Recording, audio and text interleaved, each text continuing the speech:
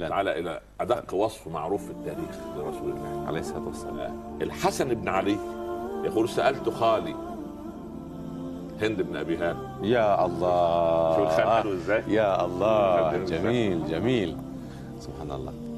سألت خالي عن وصف رسول الله صلى الله عليه وسلم. إذا هذا تساؤل منطقي حينما نسأل عن أوصاف الرسول عليه الصلاة والسلام وعن شكله. لابد. سبحان الله. اسمع إلى هذا الوصف العجيب. تفضل.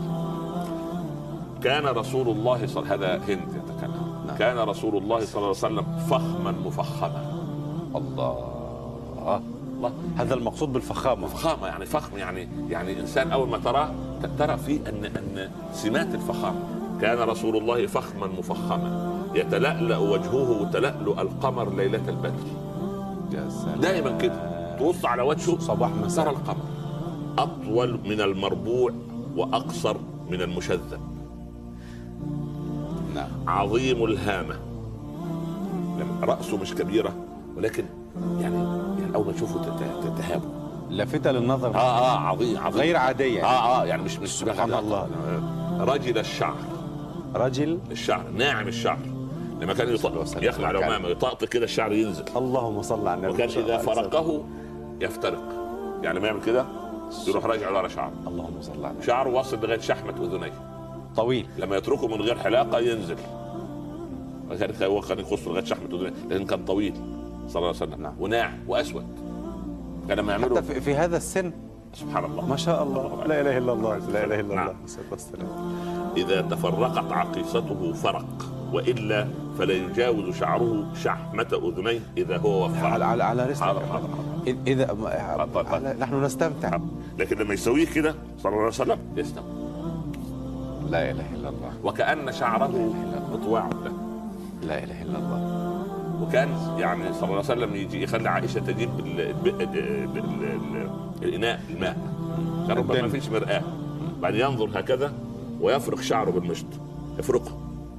كان يمشط شعره. يمشط شعره، ما كان يتركه هكذا. لا يعني شو يمشط. وبعدين يخلي عائشة تصب الطيب في هذا الفرق. الله. فما يشم الناس منه إلا ريحا زكية، بعطره من غير عطر. إذا مر في شارع، الله العظيم. إذا مر في شارع وتركه لمدة، مر الناس قالوا إن الرسول لابد أنه مر ها هنا. إذا وضع يده على رأس صبي فاحت الرائحة الزكية على رأس الصبي من الجمعة إلى الجمعة حتى ولو اغتسل كل يوم. لا إله إلا الله. أزهر اللون، يعني أبيض بحمرة. أبيض بحمرة. في شيء من الحمرة البسيطة. أشقر؟ لا مش أشقر، يعني قمح زي دلوقتي. لا أبيض. كان النبي صلى الله عليه وسلم أبيض عليه الصلاة والسلام. أبيض في شيء من الحمرة البسيطة، يبدو للأجزاء المتعرضة للشمس. واسع الجبين، يعني هو واسع الجبين، أزج الحواجب إنه مقوس.